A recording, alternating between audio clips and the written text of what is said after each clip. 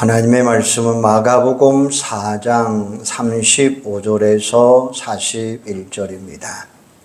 마가복음 4장 35절에서 41절 한번 같이 읽을까요? 그날 저물 때에 제자들에게 이르시되 우리가 저편으로 건너가자 하시니 그들이 무리를 떠나 예수를 배에 계신 그대로 모시고 가매 다른 배들도 함께 하더니 큰 광풍이 일어나며 물결이 배에 부딪혀 들어와 배에 가득하게 되었더라. 예수께서는 고물에서 베개를 베고 주무시더니 제자들이 깨우며 이르되 선생님이여 우리가 죽게 된 것을 돌보지 아니하시나이까 하니 예수께서 깨어 바람을 꾸짖으시며 바다더러 이르시되 잠잠하라 고요하라 하시니 바람이 그치고 아주 잔잔하여지더라. 이에 제자들에게 이르시되 어찌하여 이렇게 무서워하느냐 너희가 어찌 믿음이 없느냐 하시니 그들이 심히 두려워하여 서로 말하되 그가 누구이기에 바람과 바다도 순종하는가 하였더라. 아멘.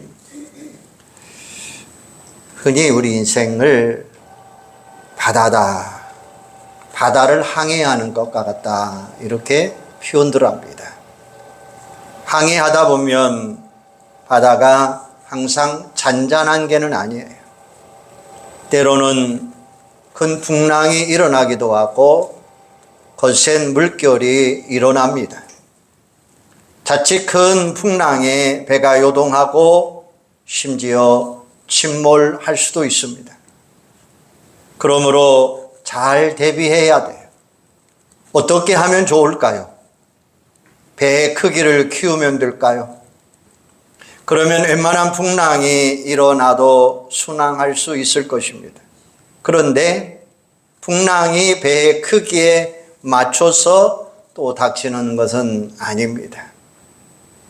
배가 아무리 커도 감당할 수 없을 정도로 큰 풍랑이 닥쳐올 수도 있습니다.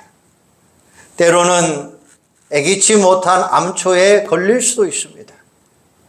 그러면 어쩔 수 없이 요동하고 침몰할 수밖에 없습니다. 여러분이 아는 타이타닉이라고 하는 배를 아실 것입니다. 역사상 최대 해난 사고 바로 타이타닉의 침몰 사건입니다. 타이타닉은 1912년 당시 초호화 여객선이었습니다. 사람들은 그 배를 보고 절대로 가라앉지 않을 것이다 라고 칭송을 했어요. 선장도 출항을 하면서 신나게 속력을 냅니다.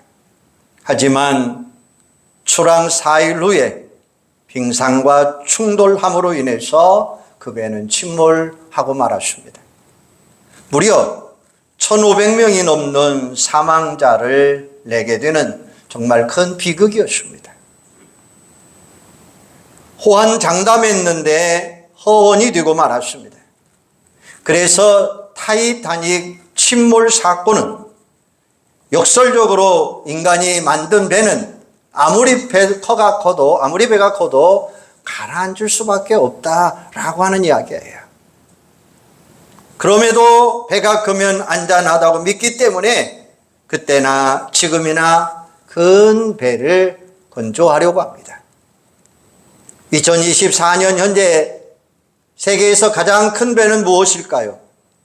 크루즈 여객선인데 타이타닉보다도 5배나 크고 에벨탑 높이보다도 더 긴 배입니다. 그 이름은 아이콘 오브 더 시즈라는 배입니다. 최대 9,500명까지 수용할 수 있고 내부에는 오토파크, 수영장, 각종 레스토랑, 에이트먼트 시설 등이 잘 갖추어서 정말 대단하다라고 이야기들 합니다. 그런데 오늘 본문은 그보다도 더 안전한 배를 우리에게 소개해 주고 있습니다. 그 배는 예수님이 탄 배입니다. 갈릴리 바다의 작은 배였지만 예수님을 모시고 있었기 때문에 큰 광풍이 불어 거센 풍랑이 일었지만 안전하게 항해할 수 있었습니다. 그러니까 이렇게 말할 수 있습니다. 세계에서 가장 안전한 배는 무엇일까요? 무조건 큰 배가 아니라 우리 예수님을 모시고 가는 배입니다. 우리 인생도 마찬가지입니다. 인생의 몸집을 키우면 인생의 바다를 항해하는데 유리할 것입니다. 인생의 몸집이란 인간 조건을 말합니다. 요즘 많이 쓰는 말로 스펙이라고 하는데 재산, 학력, 권세, 지위, 명예 등입니다. 이런 것들을 많이 쌓으면 인생의 몸집이 커집니다. 그러면 평안하고 행복할 것 같지만 또한 사실 그렇지도 않습니다. 인생의 중심에 예수 그리스도를 모셔야 평안이 있고 행복할 수가 있습니다. 아무쪼록 이런 진리를 깨달으시고 예수를 모시고 평안을 누리며 행복한 인생을 살아가는 여러분들이 되기를 주님의 이름으로 소망합니다. 본문은 예수님이 지상에 계실 때 제자들과 함께 갈릴리 바다를 항해할 때 생긴 일이라고 기록하고 있습니다. 갈릴리 바다라고 부르지만 실제로는 큰 호수입니다. 하도 커서 흔히 바다라고 부르죠. 그곳에는 배들이 많이 항해합니다. 그날도 예수님과 제자들이 배를 타고 항해하고 있었습니다. 실제 사건이었지만 갈릴리 바다 항해는 우리 인생의 항해를 상징하는 것으로 설명해 줍니다. 팔레스타인 지도를 보면 예루살렘 북쪽 96km 지점에 큰 호수가 있는데 이게 바로 갈릴리 바다입니다. 남북으로 21km, 동서로 13km, 게다가 거친 파도가 있습니다. 민물일 뿐 바다의 모습과 비슷합니다. 지형이 아주 특이합니다. 수면이 지중해보다 200m 이상 낮고 주위에는 온통 산으로 둘려 있습니다. 낮에는 뜨거운 태양으로 물이 증발하면 수면의 온도가 올라가고 공기가 희박합니다. 그러다가 밤이 되면 산 주위의 공기가 차가우면서 아직 온기가 있는 수면과 온도와 기압 차이가 나게 됩니다. 이때 산 위에 차가운 공기가 협곡을 통해 수면 위로 내리면서 거센 바람을 일으키게 됩니다. 이 바람은 매우 변덕스럽고 불규칙함으로 인해서 흔히 광풍이다라고 이야기합니다. 그래서 갈릴리 바다를 항해하는 배들이 이해를 먹습니다. 오늘 본문의 상황도 바로 그것입니다.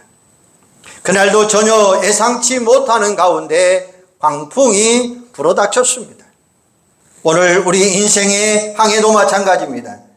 예기치 아니하고 온갖 문제와 고난이 거친 광풍이 불쑥불쑥 우리에게 찾아온다는 것입니다. 그래서 거친 풍랑이다 라고 이야기합니다. 질병의 풍랑, 경제적인 풍랑, 고난의 풍랑, 인간관계의 풍랑, 사건, 사고의 풍랑 등이 우리들 속에서 수없이 일어나고 있습니다. 그때마다 우리는 당황합니다. 걱정, 근심, 불안, 염려, 우리의 마음을 짓눌리고 있습니다. 본문을 보면 제자들이 예수님을 모신 배를 타고 항해하는데 큰 풍랑을 만나요. 큰 풍랑이 일어나며 물결이 배에 부딪혀 들어와 배에 가득하게 되었더라라고 이야기합니다. 여기서 큰이라고 하는 이 단어는 헬라어로 메갈라라라고 이야기합니다. 바로 메가는 10분의 6승, 바로 100만이라고 하는 의미를 가지고 있는 단어예요. 예를 들면 메가톤은 100만 톤을 의미하는 것입니다. 그래서 큰 것을 가리켜서 흔히 우리는 메가톤급 이렇게 이야기합니다. 제가 저번 주 찬양 예배 때도 메가톤급 믿음을 가지자라고 이야기한 적이 있습니다. 그러니까 그날 갈릴리 바다를 항해할 때 메가톤급 광풍이 불어와 거센 풍랑을 일으켰다는 거예요. 배에 부딪히고 물이 배에 들어와 난리가 났습니다. 여기서 잠시 한번 생각해 보십시다. 예수님은 하나님의 아들인데 그분이 탄 배를 향해 광풍이 불어와 풍랑을 일으켰다는 거예요. 게다가 제자들이 먼저 그 배를 탄 게 아닙니다. 예수님이 배를 타고 가자고 하셔서 제자들이 따라갔던 것입니다. 35절에 보면 그날 저물 때에 제자들에게 이르시되 우리가 저편으로 건너가자 하시니 이렇게 이야기해요. 여기서 중요한 사실을 발견할 수 있습니다. 광풍은 누구에게나 아무 때나 닥쳐온다고 하는 사실입니다. 심지어 예수님에게도 그리고 예수님이 탄 배에도 닥쳐오고 있다는 거예요. 얼른 생각해 보면 예수님이 탄 배에는 감히 다가오지 못할 것 같은데 그렇지 않은 거죠. 아무리 하나님의 아들이라고 해도 비상사태가 아닌 경우에는 이미 정해 놓으신 자연 법칙 무시하지 않을 수가 없다는 거예요. 인생의 바다 누구나 고난 당할 수 있다는 것입니다. 예수 믿는 그리스도인에게도 고난이 닥쳐옵니다. 심지어 신앙이 좋은 사람에게도 고난이 닥쳐옵니다. 이런 사실을 잘 모르면 당황하고 예수님께 섭섭해할 수 있어요. 그런데 잘 보세요. 또 하나 예수님에게 참 이상한 점이 있습니다. 배에 물이 들어오고 제자들이 아우성치는데 우리 예수님은 뭐하고 계셨습니까? 38절에 보면 예수께서는 고물에서 베개를 베고 주무시더니 얼마나 큰 상황입니까? 아주 심각한 상황이에요. 제자들 가운데 뱃사람 출신이 여럿이 있는데 당황하고 있다고 하는 사실입니다. 두렵고 떨렸다는 것입니다. 죽을 지경이라는 것입니다. 이 상황이 어려운데 우리 예수님은 주무시고 계시더라라고 이야기하고 계셔요. 여기서 우리는 예수님의 평안함을 한번 발견해야 돼요. 메가톤급 광풍이 불어와도 흔들리지 아니하고 태연하게 주무실 수 있는 평안의 능력이 얼마나 컸을까라고 짐작해 볼 수 있는 거예요. 바로 예수님은 하나님의 아들이니까 무한한 능력을 가지고 계시지만 최고의 기가톤급 이상은 되고 남을 것입니다. 여기에서 기가는 10승 10의 9승입니다. 다시 말하면 100억 배라고 하는 이야기예요. 100억. 기가톤은 100억입니다. 100억 톤의 이야기를 이야기하고 있어요. 그래서 예수의 평안은 기가톤급 이상이다라고 이야기할 수 있어요. 메가톤급 광풍 앞에 기가톤급 평안이 예수님을 함께하고 있다는 사실이에요. 한번 따라서 해볼까요?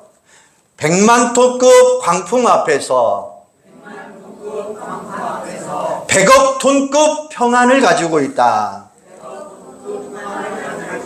바로 메가톤급 광풍 앞에서 기가톤급 광풍 앞에서 우리 주님은 평안을 누리고 있다는 거예요.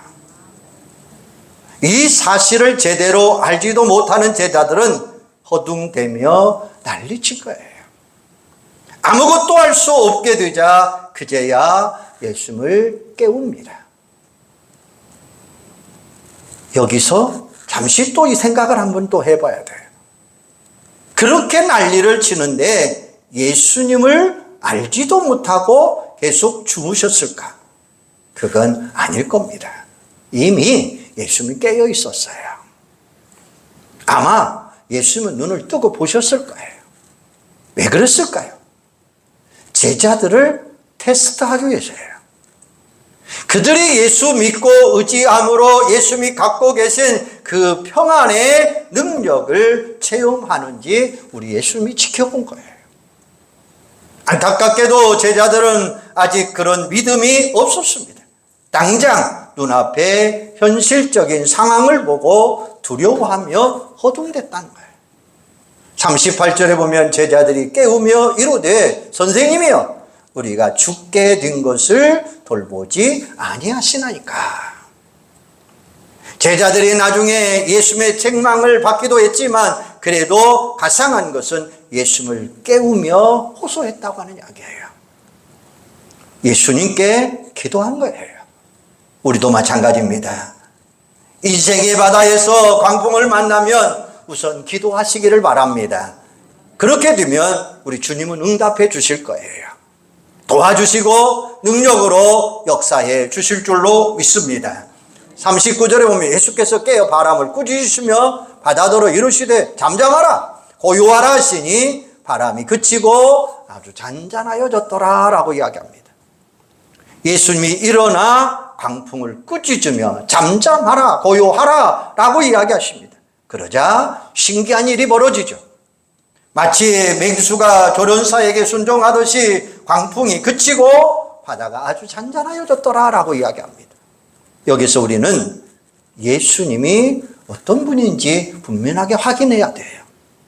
제자들이 그 모습을 보고 놀라서 뭐라고 이야기합니까? 그들이 심히 두려워하여 서로 말하되 그가 누구에게 바람과 바다도 순종하는가 하였더라 라고 이야기합니다. 그들은 예수님이 과연 어떤 분인지 궁금하며 놀란 거예요. 예수님은 누구십니까? 하나님의 아들이십니다. 우리의 창조자가 되시는 분이십니다. 창세기 1장 1절에 보면 태초에 하나님이 전지를 창조하시느니라 라고 이야기하셨습니다. 우주 만물을 창조하실 때 삼위일체 하나님이 창조하신 하나님이에요. 바로 예수님도 창조자요 그 전능하신 능력으로 도우시면 어떤 문제나 고난도 능히 해결하며 승리할 줄로 믿습니다. 요한복음 14장 14절에 보면 내 이름으로 무엇인지 내게 구하면 내가 행하리라. 할렐루야. 이 구절에서 우리는 예수님의 이름으로 기도합니다. 그러면 응답해 주시고 하나님이 약속하셨어요. 시편 50편 15절에 보면 환난 날에 나를 부르라 내가 너를 건지리니 내가 나를 영화롭게 하리라 라고 말씀합니다. 바로 환난의 광풍이 불어올 때 불이 부르짖어 기도하면 주님은 건져주시고 받아주시겠다라고 말씀하고 있습니다. 부르짖어 기도하면 생각지도 못한 놀라운 일들이 일어나게 될 줄로 믿습니다. 그러므로 혹시 인생의 항해 중에 광풍이 불어닥치면 무엇보다도 먼저 우선 기도하고 주님 앞에 부르짖는 메어 달리는 여러분들이 되기를 바랍니다. 그래서 전능하신 하나님의 능력으로 도움받고 승리하는 사랑하는 여러분들이 되기를 바랍니다. 그런데 두려워하며 허둥대며 기도하는 것보다 더 좋은 게 있습니다. 광풍이 닥쳐와도 예수님처럼 평안을 유지하는 것입니다. 물론 쉽지 않습니다. 그러나 말씀과 기도에 집중함으로 믿음을 키우면 얼마든지 가능한 거예요. 그래서 예수님이 제자들을 이렇게 책망합니다. 40절에 보면 이에 제자들에게 이르시되 어찌하여 이렇게 무서워하느냐 너희가 어찌 믿음이 없느냐 하시니 라고 이야기합니다. 예수님은 메가톤급 광풍 앞에 기가톤급 평안을 유지했다는 거예요. 바로 전혀 흔들림이 없었다라는 사실이에요. 이런 말씀을 들으면서 오해하기 쉽습니다. 예수는 본래 하나님의 아들이니까 그렇지 나는 연약한 인간인데 그게 되냐라고 반문할 수도 있어요. 하지만 우리 예수는 분명히 우리에게 말씀해 주셨어요. 요한복음 14장 27절에 보면 평안을 너희에게 끼치노니 곧 나의 평안을 너희에게 주노라. 내가 너희에게 주는 것은 세상이 주는 것과 같이 아니하리라. 너희는 마음에 근심하지도 말고 두려워하지도 말라라고 말씀하십니다. 그냥 평안이 아니라 나의 평안, 즉 예수님의 평안을 우리에게 주겠다라고 말씀하고 계셔요. 그 평안은 이 세상의 조건이나 환경이 주는 평안과 차원이 다른 거예요. 천국의 평안입니다. 그 평안을 받으면 우리도 기가톤급 평안을 누리며 살아갈 줄로 믿습니다. 문제는 뭘까요? 문제는 믿음입니다. 우리가 그 믿음을 키우면 얼마든지 큰 평안을 누리며 살아갈 수 있어요. 날마다 말씀을 들으면서 믿음이 생깁니다. 있던 믿음은 더욱 커지게 될 것입니다. 이사야 41장 10절에 보면 두려워하지 말라 내가 너와 함께함이라. 놀라지 말라 나는 내 하나님이 됨이라. 내가 너를 굳세게 하리라. 참으로 너를 도와주리라. 참으로 나의 의로운 오른손으로 너를 붙들리라. 이사야 43장 1절에 보면 너는 두려워하지 말라. 내가 너를 구속하였고 내가 너를 지명하여 불렀나니 너는 내 것이라. 내가 물 가운데로 지날 때 내가 너와 함께 할 것이라. 강을 건널 때에 물이 너를 침몰하지 못할 것이며 내가 불 가운데로 지날 때에 타지도 아니할 것이요 불꽃이 너를 사르지도 못하리라 라고 말씀합니다. 그러므로 감사함으로 기도하면 믿음이 커지고 큰 평안을 누리며 살아갈 수 있어요.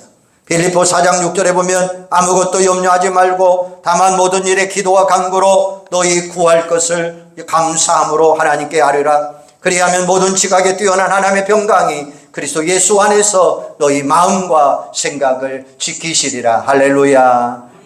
모든 지각에 뛰어나신 하나님, 상상을 초월하신 하나님, 감사하며 기도하면 상상할 수 없는 놀라운 평안이 우리에게 임하게 될 줄로 믿습니다. 그러므로 평소에 날마다 말씀과 기도에 집중하시기를 바랍니다. 그러면 우리의 믿음이 커져갈 수밖에 없는 거예요.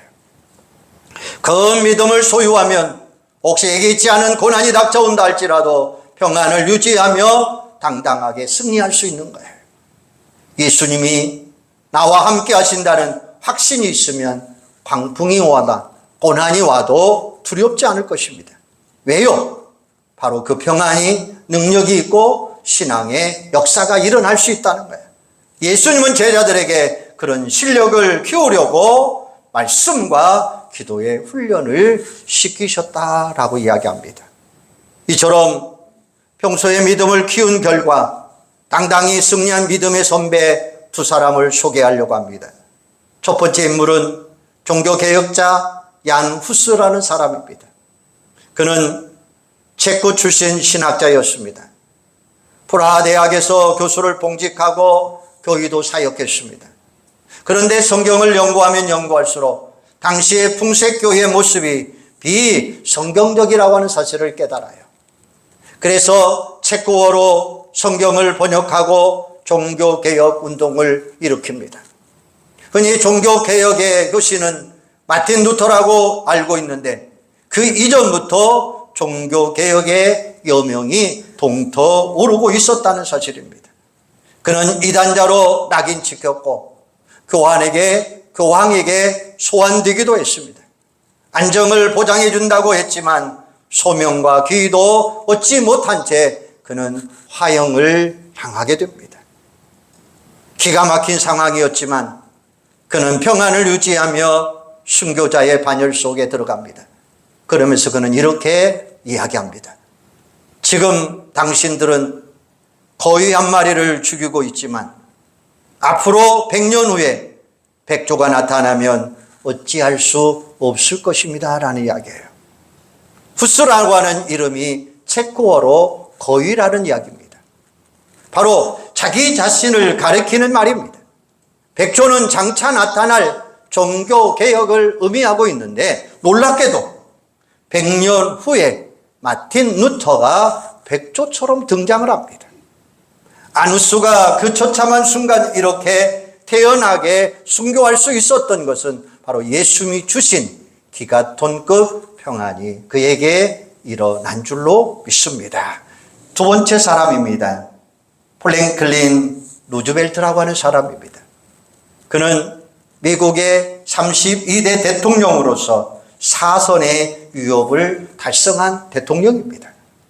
그가 처음 취임할 때 연설하면서 남긴 유명한 말이 있습니다. 우리가 두려워할 유일한 것은 오직 그 두려움, 그 자체입니다 라는 이야기였습니다. 그 당시 미국은 대공황으로 인해서 많은 실업자리들이 있었고 전 국민이 패배의식 속에 사로잡혀 있었습니다. 그들에게 두려워하지 말고 다 함께 고난을 이기자고 연설한 것입니다. 그 후에 뉴딜 정책으로 대공황을 극복하고 제2차 세계대전을 이끌었습니다. 그가 강인한 성격이라 그럴 수 있었으나 사실은 신앙의 실력이었고 그 배경에는 아내의 신앙의 내조 때문이었다라고 이야기합니다. 한참 촉망하고 받는 정치인으로서 활동하던 39살 때 그의 인생에 광풍이 불어옵니다. 척수 회백질염 즉 소아마비 장애를 일으키게 되는 거예요. 소아마비 주제에 무슨 정치를 하느냐는 주위에 비난량도 많이 있었습니다. 정말 무거운 가운데 절망할 수밖에 없고 자포자기할 수밖에 없었어요. 이를 안타깝게 여긴 아내가 비가 그치고 맑게 된 어느 날 남편의 휠체어를 밀며 정원을 산책해 나갑니다. 그리고 이렇게 말합니다. 비가 온 후에 반드시 이처럼 맑은 날이 올 것입니다 라고 이야기합니다. 그러자 퉁명스럽게 대꾸합니다. 나는 영원히 장애인이 되는데 그래도 나를 사랑할 수 있어 라고 이야기합니다. 그 말을 들은 아내는 웃으면서 이렇게 이야기합니다. 내가 언제 당신 다리만 사랑했단 말이오 라는 이야기예요. 그 말에 용기를 얻은 루즈벨트 대통령은 아내와 함께 하나님을 경유하는 믿음으로 당당하게 제기를 합니다. 그는 대통령 이전에 희망의 전도사였습니다. 어떤 어려움 앞에서도 두려워하지 아니하고 평안을 유지하며 승리할 수 있는 모델 대통령이 된 거예요. 그야말로 메가톤급 광풍을 가진 놀라운 기가톤급 평안을 그는 유지할 수 있었다는 거예요. 여러분, 우리 인생은 갈릴리 바다입니다. 광풍이 불어닥칩니다. 그러나 우리는 그 배를 항해해야 됩니다. 과연 어떻게 광풍 앞에 평안을 유지할 수 있을까요? 인간의 조건을 크게 늘려도 한계가 있습니다. 오직 예수님이 주시는 큰 평안을 우리는 얻으며 누려야 될 줄로 믿습니다. 그것은 전능하신 주님이 나와 함께 하심을 확신하는 큰 믿음이 있을 때 가능합니다. 그럴 때 메가톤급 고난 앞에서도 기가톤급 평안을 누리며 승리하게 될 줄로 믿습니다. 아무쪼록 주님이 주시는 큰 평안의 힘으로 행복하게 살다가 광풍이 없는 저 영원한 천국에 들어가는 사랑하는 여러분들이 되기를 주님의 이름으로 축원합니다. 기도하겠습니다. 하나님, 우리 하나님은 나와 함께 하시는 줄로 믿습니다. 모든 지각에 뛰어난 하나님의 평강이 그리스도 예수 안에서 너희 마음과 생각을 지키시리라 말씀하셨습니다. 아버지 하나님, 아무리 큰 풍랑과 광풍이 있다 할지라도 우리는 기가톤급 평안으로 모든 것을 이겨나갈 수 있는 저희들이 되게 하여 주시옵소서. 아버지 하나님이 나와 함께 하시면 광풍이 온다 할지라도 두려워하지 않는 줄로 믿습니다. 바로 거기에 능력이 있고 거기에 평안이 있는 줄로 믿습니다. 아버지 하나님, 아누스처럼 누즈베스 대통령처럼 수많은 환난과 고난이 온다 할지라도 우리는 메가톤급 광풍을 기가톤급 평안으로 승리할 수 있는 저희들이 되도록 주여 도와 주시옵소서. 우리 주님이 전능하신 하나님이십니다. 나와 함께 하심을 믿습니다. 아버지 하나님, 그 주님이 주시는 메가톤급 고난 앞에서도 기가톤급 평안을 누리며 승리하는 행복한 자들이 되도록 성령님 우리를 주관하여 주시옵소서. 예수님의 이름으로 기도하옵나이다. 아멘.